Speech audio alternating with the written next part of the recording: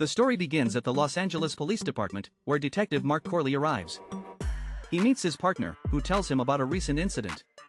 Mark is led to a holding cell where he sees his estranged son, Trent. Trent has been arrested for fighting, continuing a pattern of rebellious behavior. Frustrated, Mark tells his partner to book him, but his friend has already smoothed things over. Mark's partner explains this is the last favor he can pull for Trent. Mark orders his son into the truck, clearly at his wit's end. Trent argues back, but Mark tells him he's wasting his life. As they try to leave, they discover the truck's battery is dead. Forced to find another way home, they head for the city's subway system.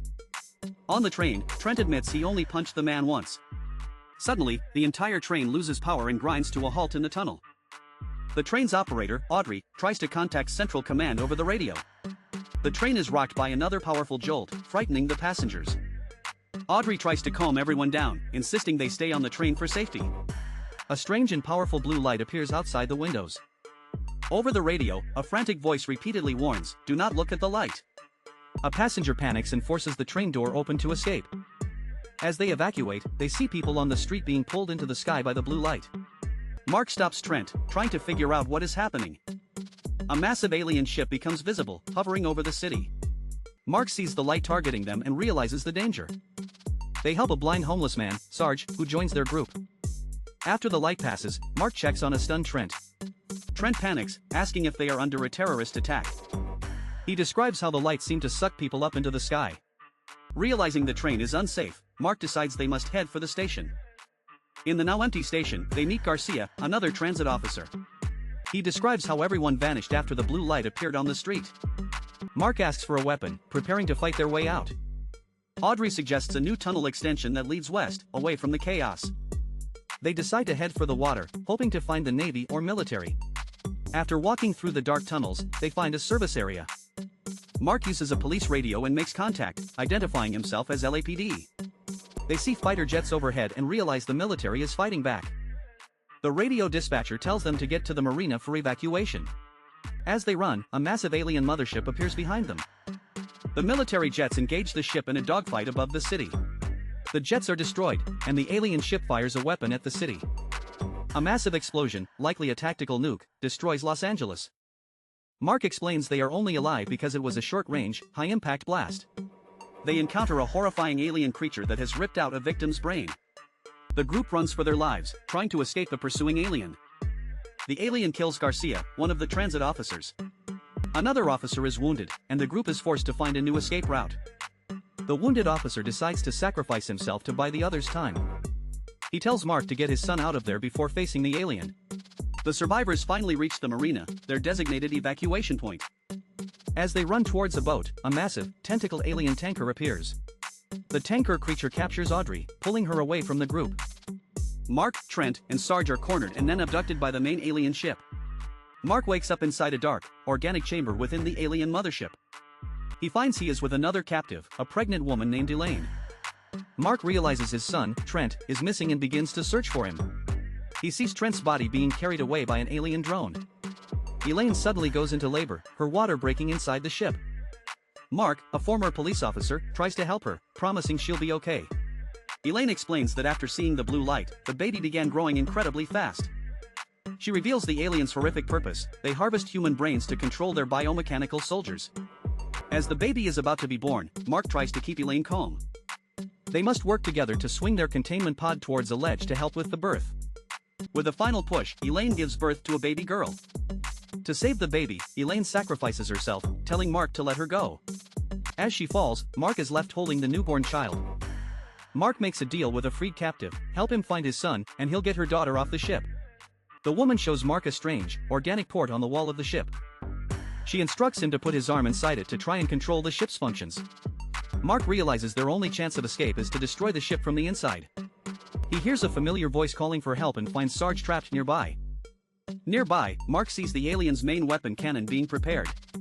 He then sees his son, Trent, whose brain has been implanted into an alien biodrone. The drone, controlled by Trent's brain, looks up at Mark. Determined to save everyone, Mark attempts a daring rescue of Sarge. Sarge sacrifices himself, telling Mark to take care of the others before falling. With the ship failing, Mark prepares to fight the alien leader. He engages in a brutal fight, using the alien's own technology against it. After defeating the alien, he finds the baby, who has already grown into a toddler. He looks on in sorrow at the biodrone containing his son's consciousness. As the ship crashes, Mark and the child are thrown clear from the wreckage.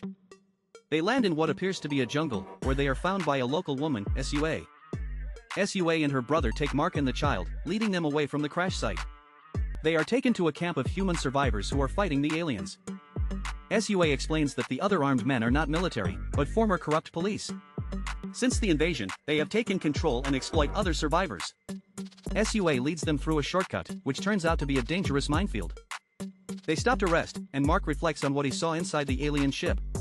He believes the biodrones are still human inside and can be saved. Mark decides to name the little girl Rose, after his late wife. They finally arrive at a hidden resistance base built inside ancient temple ruins. Mark is introduced to Harper, a scientist working with the resistance. Harper is stunned to learn that the child, who looks 3 years old, is only a few days old. The leader of the camp doesn't trust Mark because he was a cop.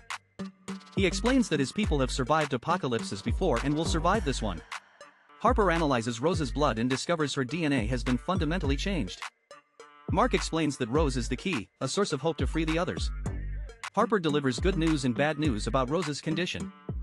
Her blood is extraordinary, with cell walls as thick as shields.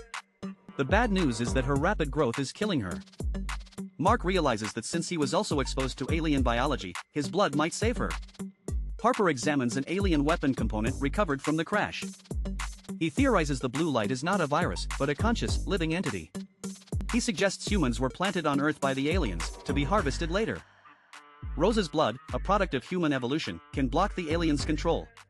They plan to load her blood into a projectile and fire it into the alien central system. The resistance prepares for a final, desperate assault on the crashed mothership. Sua's sister, Kanya, is caught in the minefield while on watch. To save her brother and the others, Kanya sacrifices herself, detonating the mines. Mark insists on going after the alien Cannon himself to save his son. He believes Trent is still human inside, but Sua argues the drones are already dead. Mark makes a promise to Rose that he will protect her no matter what. Sua confronts Mark, telling him he is all Rose has left and shouldn't risk his life. The resistance launches their attack, blowing a hole into the alien ship. Inside, Mark confronts the biodrone controlled by his son, Trent. Harper, wounded, admits he is a survivor, not a warrior, and feels it isn't enough. Mark tells Rose to keep her eyes closed as the final battle begins. The alien leader emerges and attacks, overpowering the human fighters. Mark manages to inject the drone with the syringe containing Rose's blood. With his last breath, Trent, now freed, helps his father defeat the alien leader. In the aftermath, Sua remarks that they did more than just survive.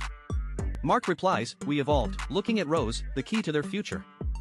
He officially gives her the name Rose, honoring his wife. 10 years later, the world has changed, and humanity is fighting back. A grown-up Rose leads the charge, taking the fight to the alien invaders. If you want a recap of your favorite movies and shows, comment below, and don't forget to subscribe, like, and turn on notifications so you don't miss the next ones. See you next time, everyone.